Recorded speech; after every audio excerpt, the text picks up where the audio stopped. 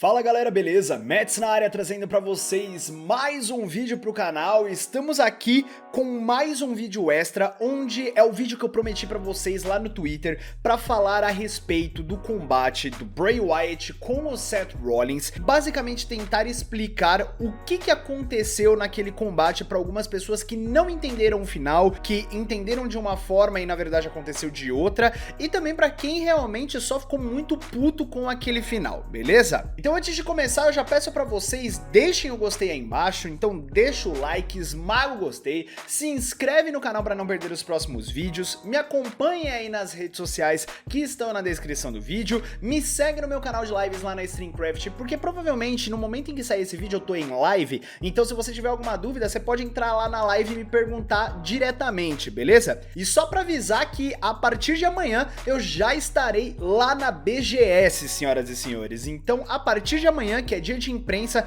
quem tiver o dia de imprensa liberado pra poder ir lá, já vai lá no stand da Warner, porque eu já vou estar por lá, beleza? Eu vou estar lá todos os dias, quarta, quinta, sexta, sábado e domingo. Então quem quiser dar um oi, só passar no stand da Warner na parte de FIFA 20, que eu vou estar lá ajudando o pessoal do FIFA Mania News a organizar os torneios, vou estar no palco da Warner na parte dos campeonatos de FIFA e por aí vai, beleza? Então quem quiser, só dá uma passadinha por lá. Demorou? Então vamos lá, meu povo. O que eu vou falar pra vocês aqui é simplesmente uma explicação de o que aconteceu no combate. Isso não significa que você pode gostar ou não gostar do combate. Essa situação é com vocês. Gosto, cada um tem o seu, então não adianta. Eu posso gostar, você pode odiar. Você pode gostar e eu posso odiar. Dá um exemplo aqui bem simples. Todo mundo falou que Vingadores Ultimato era maravilhoso. E de fato é, mas eu preferi o Guerra Infinita. Eu achei o Guerra Infinita muito mais legal. Até eu acho que pela parte da surpresa do final, eu acho que me agradou muito mais. O Vingadores Ultimato é muito bom, eu admito, é maravilhoso, mas não é melhor do que Guerra Infinita pra mim, porque eu tenho a minha opinião, que é uma opinião pior ainda pra vocês, porque muita gente vai me criticar. Eu me diverti muito mais assistindo Pokémon Detective Pikachu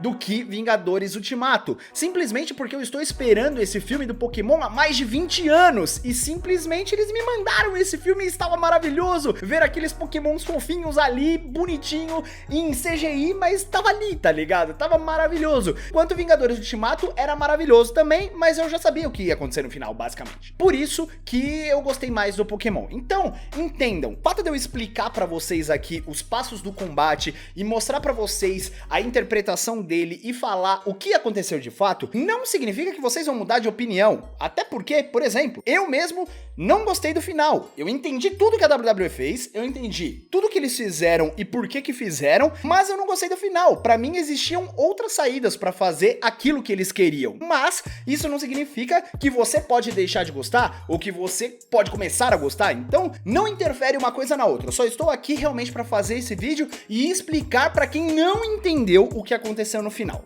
Beleza? Eu já fiz um vídeo fazendo a análise do Hell in a Cell, que vai estar aparecendo no card aqui pra vocês, então se por um acaso você não viu esse vídeo, dá uma corridinha lá, vê aquele vídeo, porque eu também já falo algumas coisas que eu vou citar aqui, e se você quiser ver uma análise de modo geral, completa, com tudo, dá uma olhada no canal do Zeus também, porque ele já fez lá a análise dele, beleza?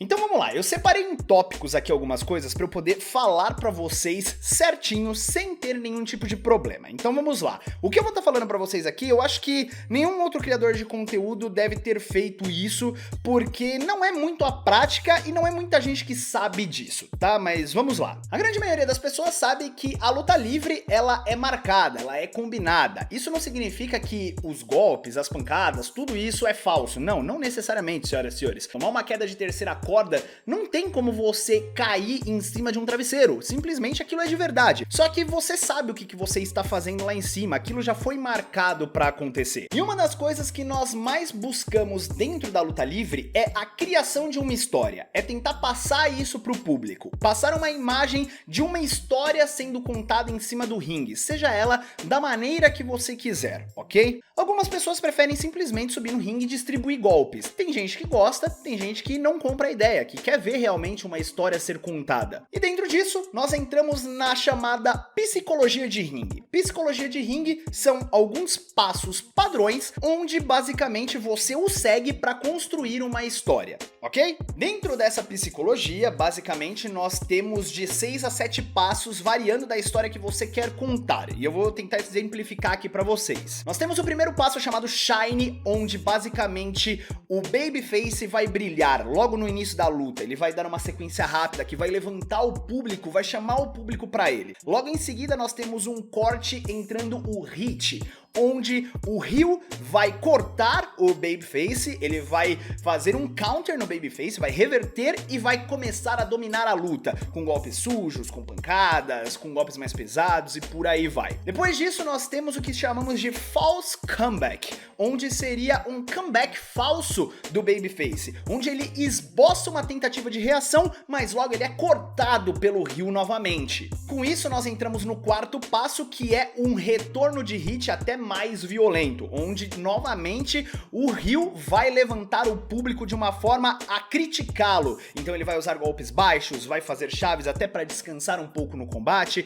e vai continuar atacando o Babyface. Depois disso nós temos o quinto passo, que é chamado de Comeback, onde o Babyface de fato recupera suas energias e em uma sequência rápida ele consegue retornar o combate para ele e ele novamente vai dominar o Ryu. Depois disso nós temos o sexto passo, que aí eu digo que pode ser variar entre 6 a 7 passos, porque vai depender do contexto da luta. O sexto passo seria o final falso e o sétimo passo seria o final da luta, mas isso varia porque às vezes não tem final falso, é só para vocês poderem entender. O final falso seria um dos dois lutadores, depois do comeback do Babyface, esboçaria uma situação de que ele ganharia a luta, mas na verdade rola um kick out. Então seria a aplicação de um finisher, um signature ou coisas parecidas, tá? Dessem a entender de que aquele lutador iria vencer o combate. E logo em seguida, então, nós temos o final do combate, onde o lutador vence a luta, ou a luta termina por disqualification, ou por aí vai. O que eu tô passando pra vocês é uma psicologia padrão que pode estar se alternando dependendo da situação. Por exemplo, essa psicologia,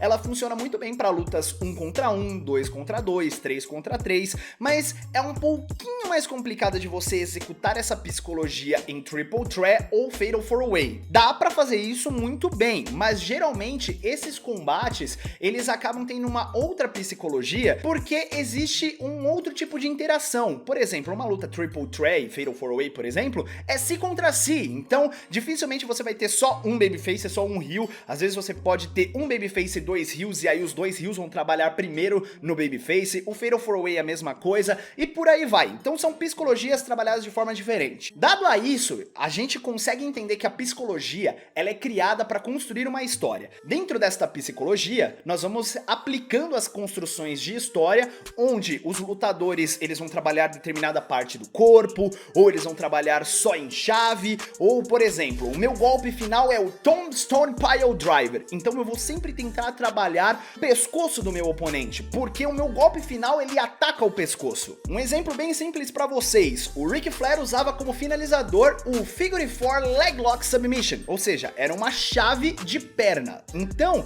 ele sempre, durante o combate, você pode acompanhar, ele sempre fazia ataques que também agredissem a perna do lutador que ele estava lutando contra. Isso não significa que ele não pode fazer chopes, que ele não pode fazer slam, suplex e por aí vai, mas ele cria um contexto de que ele está machucando a perna do oponente passo a passo para que ele crie um hit e no final ele feche o combate com o Figure 4 Leg Lock. Basicamente é isso. Então, como eu disse, essa psicologia ela é trabalhada de diversas formas e por conta disso nós vamos criando uma história para que o público crie uma expectativa em cima daquele combate.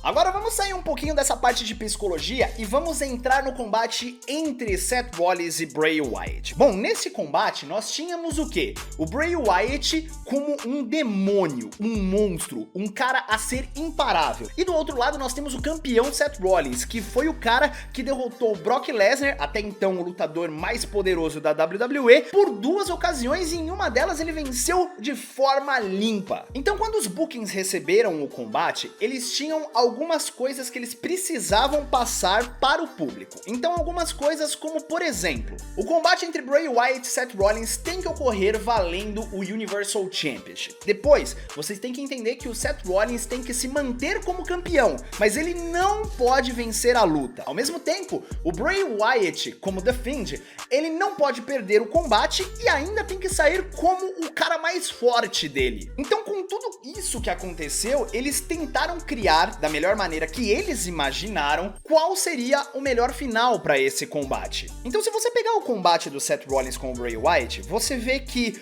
o Bray Wyatt a todo momento tenta fazer um jogo mental com o Seth Rollins, e isso foi construído semanalmente desde o Clash of Champions, com algumas coisas como promos, segmentos e tudo mais, porque isso acaba construindo uma situação muito maior para o combate. E ao longo do combate, quando você vai assistindo, você vai vendo que o Seth Rollins vai ficando numa situação de desespero, porque ele vai aplicando o finisher e o Bray Wyatt não perde, ele aplica a cadeirada e o Bray Wyatt não perde, ele usa a mesa e o Bray Wyatt não perde, aí ele usa 2, 3 finishers seguidos e o Bray Wyatt não perde, ele tá lá, tá de pé, e isso vai criando uma sensação de desespero na cabeça. É como se fosse um jogo mental com o Seth Rollins, do tipo, eu não sei mais o que fazer, tudo que eu faço não adianta nada, ele ainda tá conseguindo se mexer, ele ainda tá vivo. E ao mesmo tempo de tudo isso, nós temos uma peça muito importante dentro de um combate, que é o referee. Ele é sempre o terceiro homem, o quinto homem do combate, que vai colocando pra vocês, não necessariamente as regras do combate,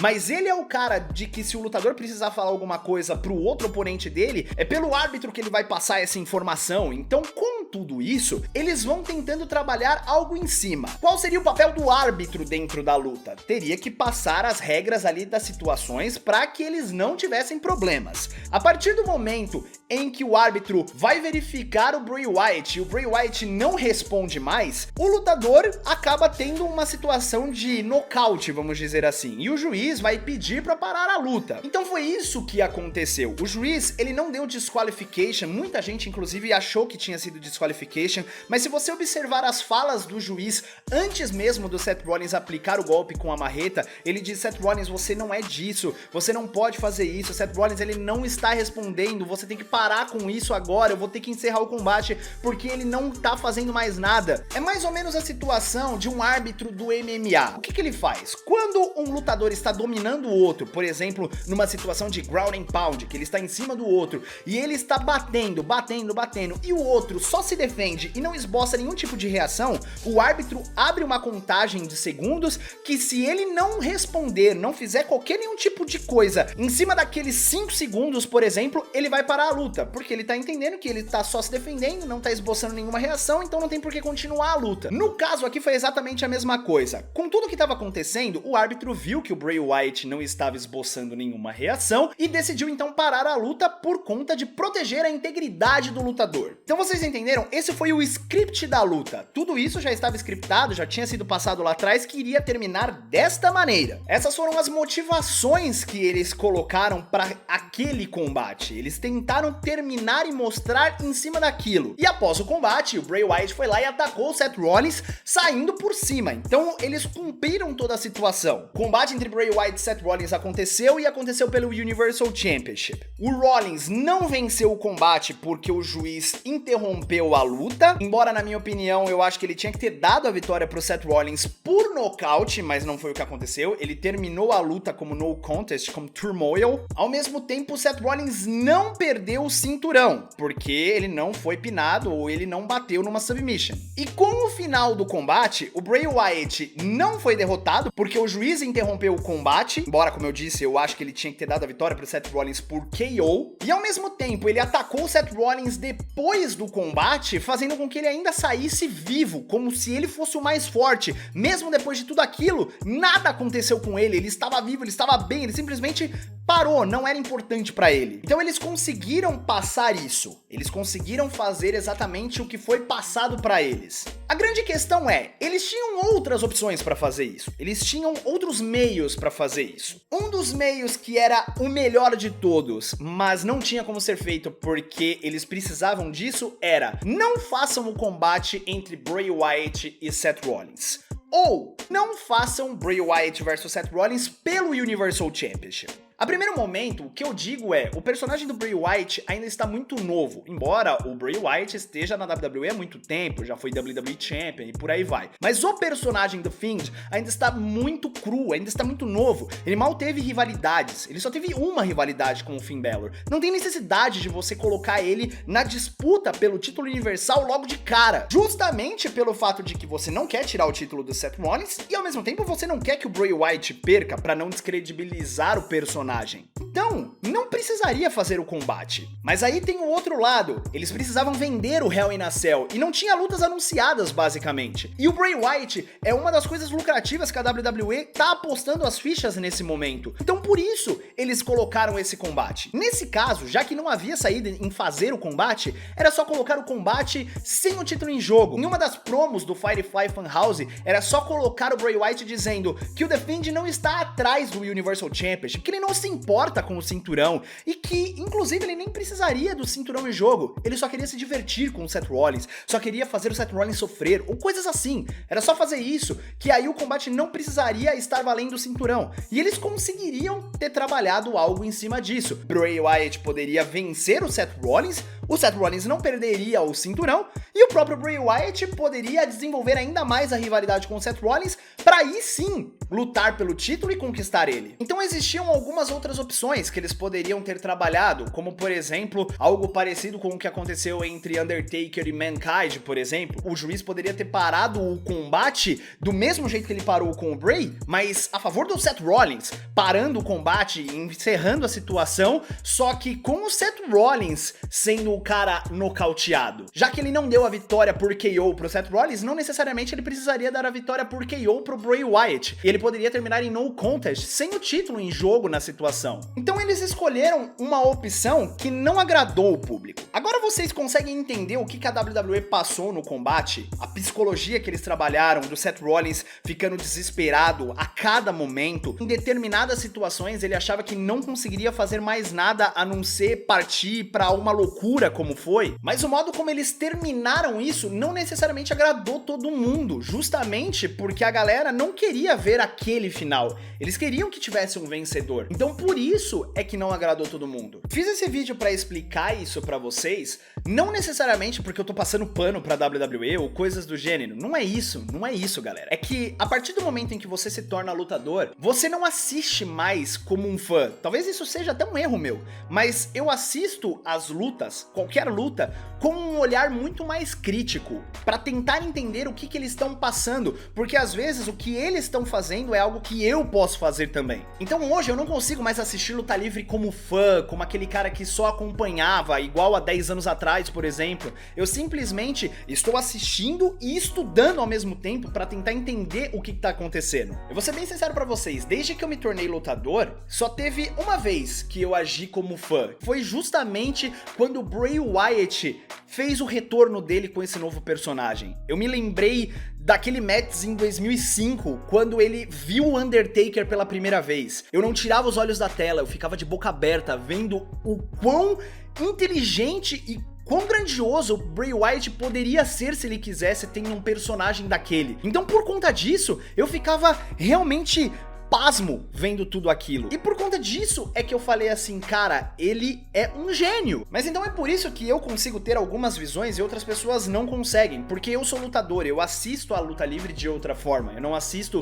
igual só um fã que, hoje é Monday Night Raw, então eu vou assistir. Eu não consigo mais assistir dessa maneira, mas é porque eu sou lutador. E se você for falar com o Max Miller, com o Rudik Jr., muitos deles vão responder exatamente a mesma coisa. Então nesse caso, eu espero que vocês tenham entendido o que a WWE tenha passado e vocês tenham entendido a relação de psicologia, de criação de história, das atitudes, das situações de final, das situações de booking que a WWE tinha pra passar esse combate. Isso significa que você agora tem que gostar do final do combate? Obviamente que não, você pode odiar, como eu também não gostei. Eu também não gostei, achei que poderia ter tido outra opção. Mas acho que agora vocês conseguiram entender, pra quem não tinha entendido o final, acho que agora vocês conseguiram entender o que estava acontecendo, certo? Mas então é isso, se você vocês têm alguma dúvida, coloquem nos comentários ou corre lá na live, porque eu tô em live, o link tá na descrição, e aí você pode perguntar pra mim pessoalmente, beleza? Ou teoricamente pelo chat e eu respondo vocês, ok? Então é isso, senhoras e senhores, vamos ficando por aqui. Se vocês gostaram do vídeo, deixa o gostei, não se esqueça de se inscrever no canal clicando no botão vermelho aqui embaixo